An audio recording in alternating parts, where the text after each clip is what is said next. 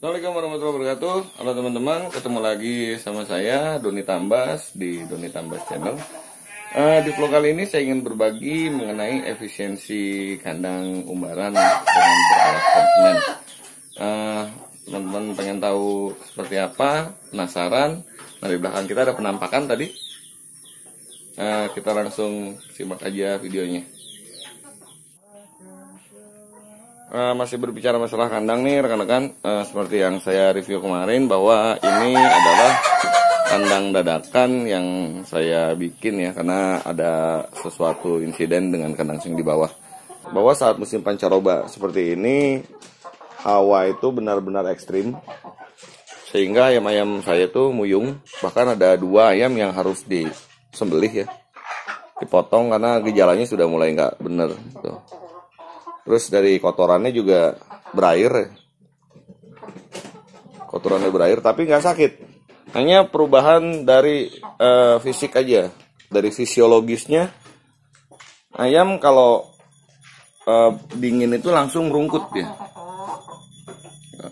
Ya padahal itu sudah saya alasi sekam, tetap ayamnya merungkut. Nah, ya akhirnya dengan sangat terpaksa saya harus memindahkan ayam-ayam ini ke atas dulu untuk sementara. Sampai musimnya bagus baru saya pindahkan lagi ke bawah. Gitu. Nah permasalahannya adalah kandang saya yang di atas ini bawahnya itu nggak ranah. Ya, jadi memang ini bukan kandang sebetulnya. Ini tuh gudang untuk barang-barang saya nggak kepake. Yang biasanya saya taruh di sini. Jika suatu saat saya butuh saya akan ambil. Makanya saya hanya buat seadanya. Kayak model mesin apa itu biasanya saya taruh di sini. Terus stok kayu-kayu bakar ya seperti ini, kalau misalnya gas nggak ada atau saya ingin memasak dengan anak-anak itu saya taruh di sini. Jadi bawahnya itu saya pelur atau saya semen. Ini memang tidak dikhususkan untuk kandang. Saat ayam-ayam itu pindah ke sini ya mau nggak mau, tuh ini harus difungsikan sebagai kandang sementara. Nah, kelebihan kandang model kayak gini tuh bersih rekan-rekan ya. Jadi mungkin ini modelnya karena kandang tertutup, sangat sederhana sekali ya. Ini saya bilang mungkin kandang semi umbaran. Nah, kelebihannya bersih, kandang ini bersih dan kita lebih mudah controlling untuk ayam. Saya baru pasang ini tempat pakan. Ini saya pindahkan tempat pakannya dari bawah ke sini tadi sama tempat minum. Kekurangannya adalah kotoran yang jatuh itu lebih lama terurai dibandingkan dengan tanah gitu. Jadi kotoran yang jatuh itu harus mengendap dulu, dia lama terurai gitu. Yang kedua, bau kotorannya itu kerasa. Nah ini merupakan PR buat rekan-rekan yang ingin beternak ayam di kandang yang memang sudah, atau di area yang memang sudah diplur. Kotoran ayam yang dikeluarkan itu benar-benar berbau menyengat karena dia tidak menyerap ke tanah gitu loh. Kotoran itu nempel di semen dan baunya keluar. Akhirnya apa efeknya? Gas amonianya tinggi. Kalau lama gas amonianya tinggi. Solusi yang harus rekan-rekan lakukan adalah rekan-rekan memfermentasikan pakan tersebut atau mencampurkannya dengan larutan probiotik, baru rekan-rekan berikan ke ayam. Itu mengurangi tingkat bau dan menguapnya gas amonia di kandang ya. Itu yang pertama. Yang kedua, yang harus ada di kandang semi umbaran ini adalah tenggeran. Nah, ini yang sering dilupakan oleh para peternak, khususnya peternak pemula seperti saya, adalah kita seolah-olah bertindak sebagai Tuhan yang mengatur siklus kehidupan suatu hewan. Jadi habit ataupun kebiasaan hewan tersebut itu kita atur berdasarkan kemauan kita. Nah itu yang saya kurang setuju. Karena pada aslinya ayam itu adalah hewan hutan. Apalagi ayam-ayam buras ya, atau bukan ras. Jadi jenis ayam buras itu macam-macam, seperti ayam Bangkok, ayam kampung, ayam joper, itu ayam-ayam buras. Sedangkan ayam-ayam ras itu seperti ayam broiler atau ayam bima, ayam macam-macam lah itu. jenis ayam ras. Kalau ayam-ayam lokal gini sebutannya ayam-ayam buras ya, atau bukan ras. Itu habit aslinya atau kebiasaan aslinya dia seperti burung, karena memang dari family unggas yang suka bertengger.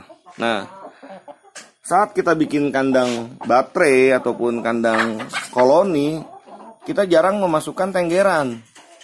Gitu. Jadi akhirnya ayam itu terbiasa untuk tidur di bawah. Bahasa ininya apa, ngedeprok ya. Nah, dia jauh dari habit aslinya. Gitu. Makanya di kandang ini saya siapkan beberapa ini ya, tempat untuk ayam-ayam ini bertengger. Nah, kalau di sini kebetulan saya ada holo bekas meja, jadi ya saya manfaatkan holo ini untuk ayam-ayam ini bertengger. Cuman usahakan untuk tenggerannya tidak menggunakan besi ya. Usahakan tenggerannya menggunakan bambu ataupun kayu. Kenapa? Karena hawanya dingin itu. Jadi itu justru bisa memicu kerapuhan tulang jika dibiarkan lama-lama. Makanya saya di sini ini nanti akan saya pasang palangan ya di sini, biar ayam-ayam kita ini saat malam hari dia bisa bertengger. Kemudian yang harus rekan-rekan perhatikan, kandang yang saya bikin ini, kandang dadakan yang saya bikin ini apa ya? Mungkin saya bilang semi open ya. Ini tertutup tapi pinggir-pinggirnya hanya bambu. Dan di pinggir-pinggirnya itu saya kasih jaring ya. Paranet, saya berikan paranet untuk mencegah ayam lari atau loncat. Nah, kandang jenis seperti ini kalau malam itu hawanya pasti akan sangat dingin. Solusinya adalah rekan-rekan bisa memasang lampu atau memasang penghangat saat malam hari. Kita harus bisa membuat bagaimana agar ayam-ayam tersebut bisa menyesuaikan dengan lingkungan barunya.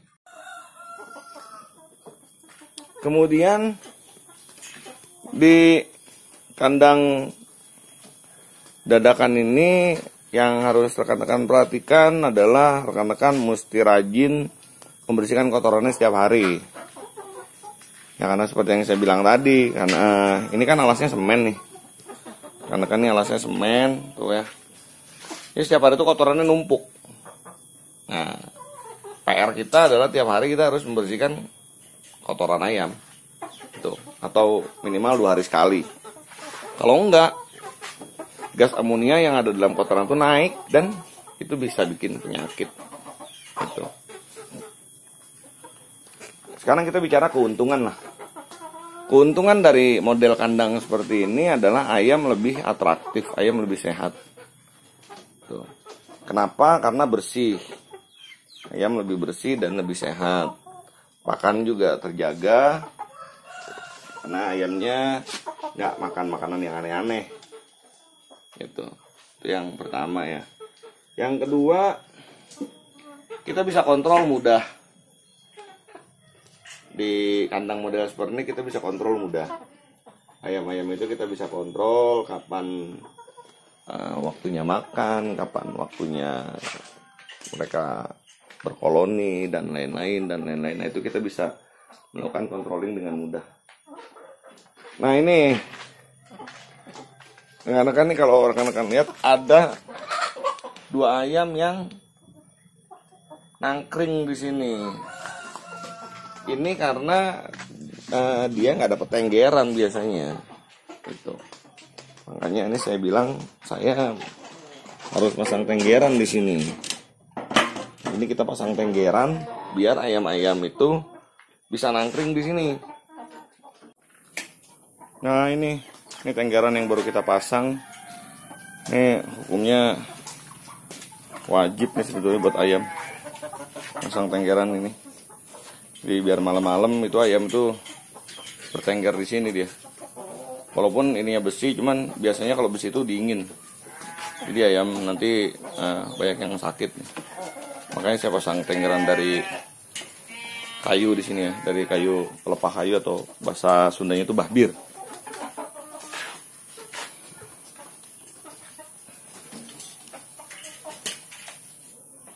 Oke rekan-rekan, demikian vlog kali ini. Semoga bermanfaat. Jangan lupa sebelumnya di subscribe untuk yang baru-baru nonton.